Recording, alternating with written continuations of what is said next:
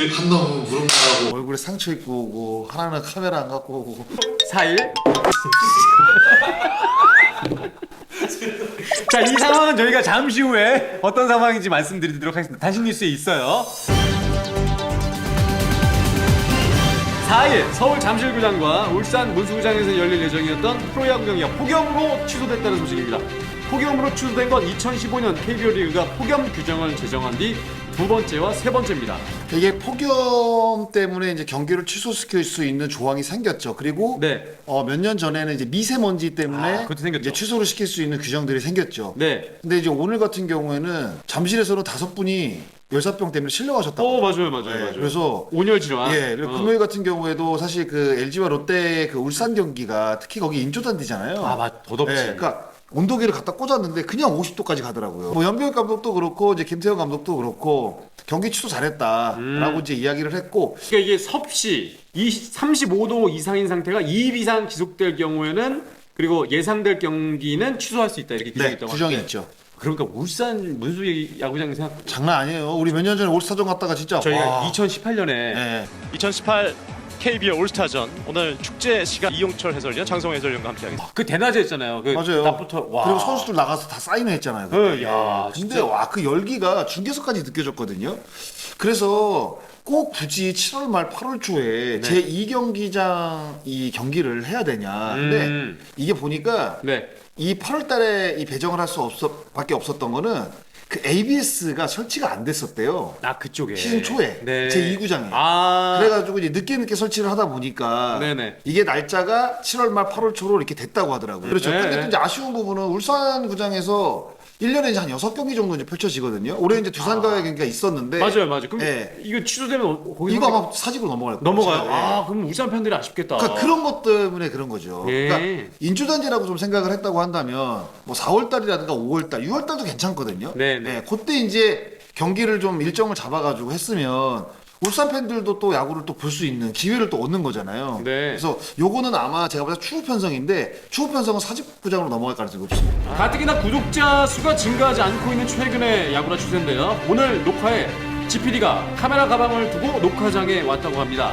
영상과 음성에 문제가 있어도 다소 너그러운 양해 부탁드립니다. 정신 나갔어요. 요게 이제 그 저희가 라이브 할 때 쓰는 이제 마이크인데 아니 마이크도 안 가져왔어요. 뭐 그럴 수 있어요. 예. 날씨가 덥다 보니까. 그런가요? 날씨가 더우면 그럴 수 있어요. 이 카메라는 지금 휴대폰 카메라거든요. 어차피 양해 좀 부탁드리는 김에 저희 좋아요 구독도 좀 부탁드리겠습니다. 야, 이렇게 저기 방송 준비 안 하면서 어떻게 구독과 좋아요를 부탁하니? 지난주 일요일에는 창원에서 롯데와 NC의 경기를 중계했었는데요. 10회까지 가는 연장승부로 4시간 34분 중계를 했다고 합니다. 이로 인해 예약된 막차 기차도 놓치고 하루 더 있다가 올라왔다고 합니다. 경기는 이제 마산 같은 경우에는 이제 KTX가 네. 마지막 그 차가 9시 43분입니다. 9시 13분. 근데 이제 일요일 경기 5시잖아요. 네. 그래서 이제 여유 있게 탈 줄 알았는데 경기가 좀 길어졌고 근데 경기는 또 재밌었어요. 네. 굉장히 재밌었거든요. 롯데가 이기면서 끝났는데 예. 결국에는 이제 못 탔죠. 그래서 그 다음날 하루도 자고 아침에 이제 비행기를 타고 왔습니다. 네네. 교통비만 제가 그 부산 갔다가 이제 창원 갔잖아요. 교통비만 30만 원 넘게 썼습니다. 3박 4일에. 3박 4일에 금토일 월이니까 네. 교통비하고 숙박비하고 해가지고 제가 한 40만 원도 쓴 것 같아요. 제가 이제 이 단신 뉴스를 왜 넣냐면 이제 캐스터와 해설자들이 이런 경우들이 있다라는 사례를 좀 보여드리기 위해서 네. 가끔 이렇게 꼬일 때가 있습니다. 뭐 놓칠 때도 있고. 근데 다른 분들은 다 올라갔어요. 예. 카메라 감독님들은 뭐 차 갖고 오신 분들도 있어가지고 다 올라갔고 예. 저랑 이제 캐스터만 남았죠. 네네. 그래서 창원 중계를 가면 막차를 거의 못 하잖아요. 못 하죠. 그러니까 거기는 이게- 자고 와야 돼요 무조건. 네, 무조건 이제 가시는 팬분들도 평일 같은 경우는 무조건 이제 기차가 다 끊기니까. 네.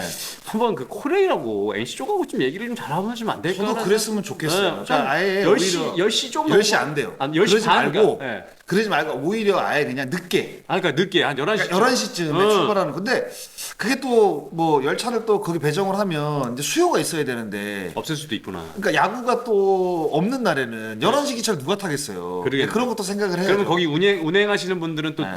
늦게 또 그렇죠. 퇴근하셔야 되고 또 피곤할 수도 그러니까 있어요. 제가 바라는 거는 창원 NC파크에서 경기가 있는 날은 네네. 코레일이 11시까지 좀 그러니까 좀 이렇게 서울로 올라가는. 유동성 있게 예, 조금 예, 예. 편성을 그렇죠. 하는 것도 나쁘지 않겠다. 저는 그건 가능하다고 보거든요. 그러니까 경기가 이제 홈에서 없는 날에는, 맞아요. 창원에서 없는 날에는 일찍 끊기는 건 상관이 없는데, 네네. 특히 이제 경기가 이제 창원 NC파크에서 있는 날에는 왜냐면 이제 NC 팬들도 있고 또 상대팀 팬들도 있을 원정 거 팬들 아니에요. 많이 그러면 무조건 왔다가 경기를 보고 그렇죠. 또 올라갈 수도 있게 예. 그런 교통편이 좀 마련이 됐으면 좋겠습니다. 자, 지난주 있었던 이슈를 바로 살펴보도록 하겠습니다. 야구를 안 된다.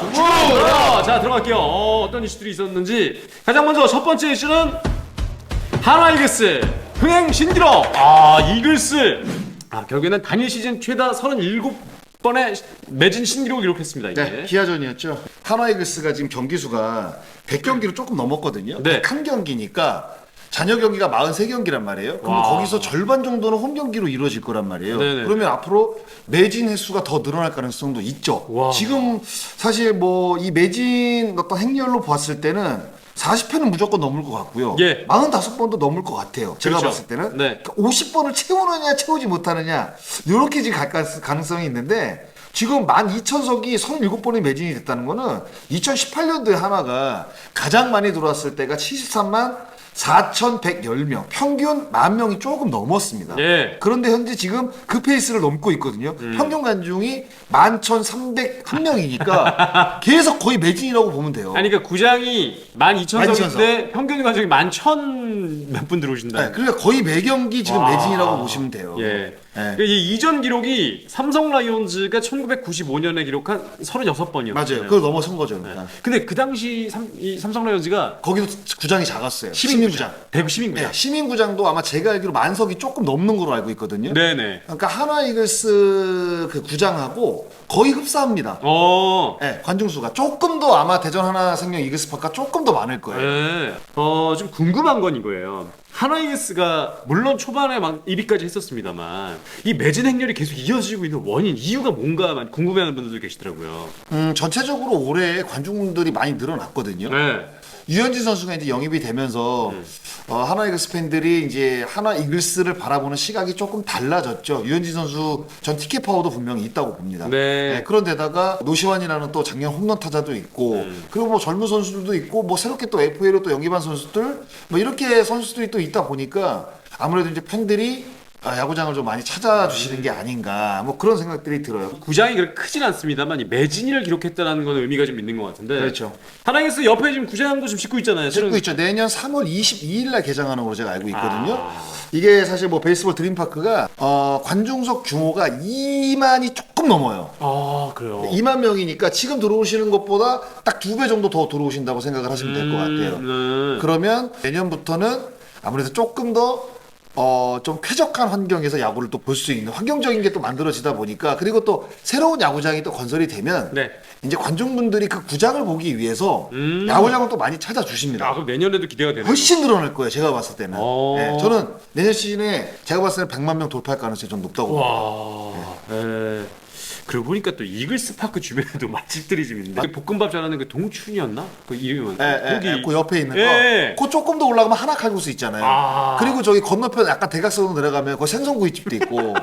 그리고 저는 원래 대전에 제가 한 2년 반 정도 살았는데 네네. 저는 단골로 가는 냉면집도 있습니다. 그렇습니까? 청석골이라고. 제가 이제 칡냉면 좋아한다고 말씀을 드렸잖아요. 저는 그래서 대전 경기 중계를 가잖아요. 예. 그럼 거기를 꼭 갑니다. 냉면집을. 비빔밥 물을 하나씩 시켜서 그걸 되게 다 먹었습니다. 저희 그런 적도 있잖아요. 그 연속해서 중계한 날은 보분사 한번 올라갔다가 내려와서 띠울 사우나. 사우나 가서 씻고 내려와서 네, 칼국수랑 먹고. 야, 거기 보문산이 진짜 운동하기가 좋다니까요. 거리가 딱 좋아요. 네. 아니요? 잘하자. 답은 이거고. 그렇지. 예. 일단 팬들은 다 그냥 지원해 주시니까 지금 하나가 8위인데 지금 5위권하고 4경기입니다. 충분히 해볼만 하거든요. 할만하죠. 네, 해볼만 해요. 제가 네네네. 봤을 때. 승부를 걸어볼만 합니다. 네. KBO 샐러리 캡 증액 확정. 또 말도 많았던 이 샐러리 캡을 올리는 것으로 확정을 지었습니다. 네. 20% 올렸죠. 네. 그래서 114억에서 이제 137억으로 상한이 됐는데 이제 명칭도 바꿨죠. 샐러리 캡에서 이제 경쟁 균형세로 바꿨고 네. 이 금액을 넘어서게 되면 제재금도 이제 야구 발전 기금으로 이제 바꿨는데 이름을 바꾼 거는 조금 문제가 있다고 보고요. 네. 어떻게 제재금이 야구 발전 기금이에요? 그러니까 이게 조금 문제가 있는 것 같고. 제재금이 야구 발전 기금이라면 야구 발전에 뭐 이렇게 넣겠다는 거 아니에요? 이거 사실 야구 제재금이라는 건 벌금이죠. 벌금이죠. 이제 2019년도 말에 이제 이야기를 나누다가 2020년 1월에 이제 결정이 됐거든요. 네. 그래서 이제 2024년부터 이제 시행을 하기로 해서 이제 했는데 첫 해부터 이야기들이 굉장히 많았죠. 왜냐면 이 금액 때문에 이제 좋은 선수들을 스카우트 못 하니까. 못 데려오니까. 현실적으로 굉장히 적은 금액 아니냐. 그리고 물가 상승으로 인한 그 부분을 반영을 좀 해야 되는 거 아니냐. 뭐 네, 이런 얘기가 나와서 언젠가는 바뀔 줄 알았거든요. 네. 근데 저는 이렇게 빨리 바뀔 줄은 몰랐어요. 그런데 이 셀러리 캡이라는 것은 결국에는 그 시행이 될 때 그 선수협하고 선수협의 그 FA 등급제하고 맞바꾼 거거든요. 그렇죠. 그러면서 그렇죠. 셀러리 캡을 도입을 한 거예요. 이제 구단들이 이제 운영비가 좀 많이 들어간다. 선수의 몸값이 높아지다 보니까 구단들의 운영비가 뭐 1년에 뭐 300억, 뭐 400억 뭐 이렇게 된다는 이야기가 있거든요. 네. 그래서 이 셀러리 캡을 결국에는 이제 도입을 시켰는데 그러면 구단 쪽에서 사실 원해서 도입을 한 거거든요. 네. 근데 이 셀러리 캡 때문에 지금 이야기가 또 많아요. 이럴 거면 차라리 없애자. 뭐 이런 이야기들도 있고. 네. 그러니까 스스로 만든 약속을 스스로 지금 깨버리는 거거든요. 네. 이게 3년 동안 지속하기로 이제 먼저 합의를 본 건데 단 1년 만에 이제 바꾼 거를 보니 행정 쪽에 어떤 결정된 부분을 너무 손바닥 뒤집는 거 아니냐. 그러니까 이런 문제점들도 지금 많이 지적이 되고 있습니다. 샐러리 캡을 도입했을 때만 하더라도 조금 더 좀 신중하게 또 그리고 금액 자체를 어떻게 설정할지에 대한 고민을 조금 더 했었어야 되는데 그렇죠. 예, 이게 너무 낮게 설정하다 보니까 또 이런 상황이 좀 벌어지게 됐네요. 그러니까 그동안에 이제 이 셀러리 캡이 2019년도에 뭔가 이야기가 나오고 2020년도 초에 결정이 났을 때 2023년 말부터 시작이 된다라는 걸 알고 있었거든요. 그럼 거기에 맞게 선수들의 몸값을 좀 조정한 팀도 분명히 있을 거란 말이에요. 네. 그리고 이제 앞으로 나올 FA에서 올해 같은 경우는 좀 실탄을 아껴놨다가 조금 이제 좋은 선수들이 나왔을 때 또 배팅을 해서 팀 성적을 좀 올려보자. 그러니까 이렇게 플랜을 짠 구단이 분명히 있을 텐데 결국에는 지금 돈 쓰는 팀들 위쪽에 있는 팀들은 제가 봤을 때 이거로 인해서 또 좋은 선수들을 또 영입을 할 수 있는 여건들이 또 마련이 됐거든요. 네. 그러니까 이런 부분들은 아무래도 이 셀러리 캡의 취지와는 조금 다르게 지금 약간 그 흘러가는 게 아니냐 이런 사실 생각도 좀 듭니다. 예. 네. 이게 이제 이렇게 되면 내년부터는 이 금액으로 시행이 되는 거잖아요. 2025년부터는요. 그러니까 지금 정확하게 지금 모르겠는데 올 겨울부터 아마 아 그래요? 되는 것 같아요. 그럼 바로? 내년부터 이제 137억이 적용이 되면 네. 올 겨울에 나오는 FA들부터 일단은 혜택을 받을 가능성이 높아졌죠. 왜냐하면 이 지금 이 금액이 걸려 있는 이 구단들이 한 실질적으로 5팀에서 한 8팀 정도가 된다고 하더라고요. 네. 예. 근데 이 팀들은 특히 이제 올해 같은 경우는 FA 선수들이 또 이렇게 몇 명 보이거든요. 좋은 선수들이. 근데 결국에는 샐러리 캡이 늘어났다는 거는 선수들은 좋아요. 네. 선수들은 몸값이 그만큼 다시 올라갈 가능성이 있다. 그런데 하나 아이러니한 거는 맨날 몸값 높다 하면서 FA 뭐 100억 주고 뭐 150억 주고 그런 건 다 구단들이 그냥 한 거거든요. 그러니까 줄 선수는 그냥 주잖아요. 구단들은 또 그냥 그렇게 그러면서 자꾸- 볼멘 소리 하잖아요. 네. 네, 구단 운영비 많이 들어간다고. 그래놓고 셀러리 캡은 또 올리는 거예요. 그러니까 이게 앞뒤가 약간 안 맞는 처사죠. 사실상. 그냥 없애면 안 됩니까 다시? 없앨 가능성도 좀 있다고 봐요. 있다고 내년에 봐요. 이렇게 137억으로 하고 또 다시 논의를 하기로 했대요. 아. 그러면 진짜 없어질 가능성도 좀 있다고 봐요. 그러네요. 네, 참. 좀 말도 많았던 샐러리 캡인데 어찌됐든 간에 금액을 올리는 걸로 20% 증액한 걸로 결정이 됐다고 합니다. 그리고 이제 이사비도 각 팀이 원래 50만 원씩 이제 착취를 해서 선수에게 이제 100만 원을 주기로 했는데 지금 이제 물가가 올라서 이사비요. 이사 비용. 이게 지금 어떤 이야기입니까? 제가 이제 트레이드가 되잖아요. 트레이드가 그러면 원소속 구단과 네. 옮길 팀에게 50만 원씩을 받습니다. 아. 이사 비용으로. 어. 근데 이 금액을 이제 100만 원으로 올린 거죠. 아. 네, 왜냐면 이제 이사 비용이 이제 물가도 오르고 하다 보니까. 음. 그리고 이제 5천만 원 미만의 선수 300분의 1로 이제 지급하는 이 조항은 아시죠? 네. 그러니까 3천 지금 시인의 연봉이 3천만 원이잖아요. 그럼 이 선수가 이제 1군에 올라가게 되면 그 300분의 1로 나눠가지고 5천만 원에 맞춰주는 그건데 그거를 이제 6,500만 원으로 인상을 했습니다. 상향 조정했네. 네. 그리고 이제 비활동 기간을 원래 이제 12월 1일에서 이제 1월 31일까지 맞습니다. 비활동 기간이 이제 2달에 이제 결정이 됐었는데 요거를 전지훈련 기간이 짧아진다는 이유로 좀 당겼어요. 11월 24일에 끝나서 네. 1월 24일에 모든 팀들이 이제 전지훈련을 떠날 수 있게 일주일간 요거는 제가 봤을 때 굉장히 잘한 것 같아요. 네네네. 왜냐하면 전지훈련이 뭐 긴 것도 문제지만 너무 짧은 것도 사실 문제거든요. 왜냐하면 선수들이 이제 몸을 충분히 만들어서 이제 시즌에 들어와야 되는데 요즘에는 이제 특히 올해 같은 경우에는 이제 리그도 빨리 진행이 됐잖아요. 네네. 그러다 보니까 준비할 시간이 적어서 선수들이 좀 부상을 좀 많이 있는 그런 사례들도 있었는데 요걸 이제 일주일씩 당기면서 조금 이제 유동적으로 이제 비활동 기간을 좀 조정을 한 거거든요. 요 부분에 대해서는 굉장히 잘한 것 같고 합니다. 알겠습니다. 자, 셀러리 캡의 이 상향 조정 이거에 대해서 한 줄 평은요. 예비 FA들은 좋겠네. 할게요. 그렇죠. 4년에 80억짜리 선수를 영입할 수 있는 사실 제도거든요. 이 금액 자체가. 예. 그래서 제가 봤을 때는 올해도 조금 돈 많은 팀. 네.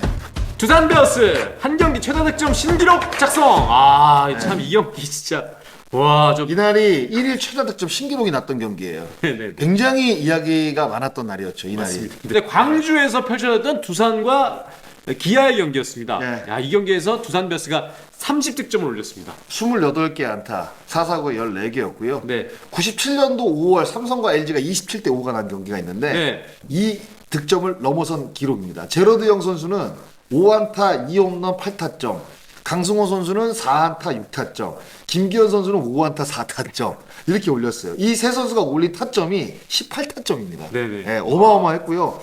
다른 구장에서도 점수가 많이 났어요. 네. 하나 KT 경기도 18대 7, 롯데 SSG도 11대 12, 그다음에 NC 키움도 9대 0, 삼성과 LG가 5대 11이 났습니다. 5개 구장에서 109득점이 났어요. 이게 1999년 6월 13일 106점을 넘어선 기록입니다. 근데 이날은 7경기를 했습니다. 네네. 7경기에서 나온 106점인데 이날은 5개 구장, 그러니까 5경기에서 109점이 난 거예요. 네. 그러니까 경기당 거의 22점? 22점이 난 거죠. 근데 이제 한 팀인 두산만 일단 30점을 그렇죠. 올린 건데. 아, 이거 어마어마한 거죠, 정말. 아니 어떻게 30점을 올려요? 야, 아, 이날 저도 이제 그 수원 중계를 하다가 예. 원래 이렇게 그 컴퓨터에 이렇게 나오잖아요, 네. 결과들이. 네. 근데 두산이 4회가 5회 됐는데 10몇 점이 난 거예요. 아, 저도 집에서 보다가 이게 맞는 스코어인 그랬어요. 좀 이따 봤더니 25점이야. 네. 좀 이따 봤더니 30점이야. 근데 또 좀 아이러니한 거는 이 두산이 30점을 올렸는데 상대 팀이 1위 팀인 기아 타이거즈였다는 거거든요. 평균 자책점 1위를 달리고 있는 팀인데. 1위 팀인데. 네, 야. 아마 이범호 감독도 멘붕 왔을 거예요, 이날은. 그러니까 오히려 이렇게 점수 많이 내주고 만약 기록을 내주면서 희생양이 되면 오히려 감독들이나 다 얘기 안 합니다. 오히려. 네. 제가 봤을 때 그만큼 충격이 컸을 거예요. 예. 근데 예전 같으면 심판들도 그리고 예전 아주 정말 옛날에는 야, 이게 빨리 끝내 빨리 심판들 뒤에서 약간 넓어지죠. 네. 네, 그러니까 보이지 않게. 빨리 정리 빨리 좀 하자 이렇게. 근데 왜냐면 이제 ABS 때문에 안 돼요. 그것도 안 되고. ABS 때문에 이제 그렇게 할 수가 없어요. 네네네. 네, 그러다 보니까 새로운 제도들이 다 이제 타자들한테 이제 유리하다 보니까 이게 점수가 좀 많이 나고 특히 이제 올해 같은 경우에도 이제 시즌을 좀 일찍 시작을 하다 보니까 투수들도 몸을 만드는 시간이 좀 부족했고 이제 그러다 보니까 지금 평균 자책점이 거의 작년보다 0.8, 0.9 이 정도가 상승을 했어요. 그러니까 경기당 한 점씩 더 나는 거예요. 투수들이 한 점씩 더 준다고 보시면 돼요. 작년보다. 그런데다가 이제 공인구 반발력도 굉장히 높은 수치고 규정 안에 들어와 있지만 그래서 제가 봤을 때는 ABS를 손을 대는 게 아니라 이게 공인구는 일단 내가 봤을 때 손은 대야 될 것 같아요. 좀 더 점수가 너무 많이 나요. 반발력을 좀 떨어뜨려야 될까요? 반발력을 떨어뜨려야 돼. 예전에 갑자기 이제 반발력을 줄여서 네. 갑자기 투고 타자가 맞아요. 된 시기가 있었거든요. 있었어요. 네, 김재현 선수 갑자기 홈런 못 때리고 막 이럴 때. 네. 근데 그 정도까지는 아니더라도 제가 봤을 때 반발력을 조금 떨어뜨릴 필요는 있을 것 같아요. 이 투수들이 사실 너무 지금 올해 너무 힘들어하거든요. 힘들구나. 네. 그리고 이제 점수가 많이 난다는 거는 결국에 경기 시간이 이제 길어진다는 이야기인데. 그쵸. 근데 KBO 허구현 총재가 지금 그러니까 총재 취임한 이후에 경기 시간 줄이기 지금 어떻게 보면 하나님이란 말이에요. 줄이려고 계속 네. 노력하고 있고. 근데 지금 점수가 많이 나다 보니까 경기 시간이 계속 또 길어진단 말이에요. 그럼요. 그러니까 지금 반대로 가고 있거든요. 그럼 경기 시간을 줄일 수 있는 방법들을 생각을 해보면 네. 공인구 반발력을 조금 낮추는 것도 저는 좀 필요한 어떤 부분이라고 봐요. 네. 그럼 내년 같은 경우에 이제 피치클락 들어오고 뭐 여러 가지 또 제도들이 도입이 되면 아무래도 경기가 좀 빨라지거든요. 그리고 이제 승부치기도 좀 도입을 해서 경기 시간을 좀 줄일 수 있는 그런 어떤 방향으로 좀 가야 되지 않나? 그런 생각이 좀 듭니다. 예. 네, 와, 자, 한 줄 평으로 정리해 주신다면요. 타자들의 기량이 뛰어난 건지 투수들의 기량이 떨어지는 건지 점점점. 그러니까 점수가 많이 나면 팬분들은 좋아요. 네, 그렇죠. 확실히 재밌잖아요. 점수. 네. 야구는 점수가 나야 재밌으니까. 근데 30점이면 핸드볼 스코어인데요. 근데 그렇게 이야기를 하는데 점수가 나도 너무 많이 나. 너무 많이 요즘은. 나. 너무 많이 나. 네, 3할 타자도 거의 30명이 육박을 하고 네. 1점대 평균 자체점은 아예 없고 맞아요. 뭐 2점대도 한 두세 명밖에 없으니까. 거기서 뭐 3점대면 상위권이에요. 그렇죠. 네. 네, 국내 선발 가운데 사실 제일 높은 선수가 원태인- 원태인 선수일 거예요. 원태인 선수. 3점대 초반이에요. 네. 그러니까 이거는 좀 심각한 토탈 불균형이라고 봐야겠죠. 리그 자체가. 아. 그러면 뭔가 조치를 좀 취해야 된다고 봅니다. 예. 네. 알겠습니다. 자, 이렇게 지난주 있었던 세 가지 이슈를 살펴봤습니다. 다음 주도 저희가 또 새로운 이슈를 가지고 찾아뵙도록 하겠습니다. 여기서 마치겠습니다. 야구를 해야 된다. 좋아!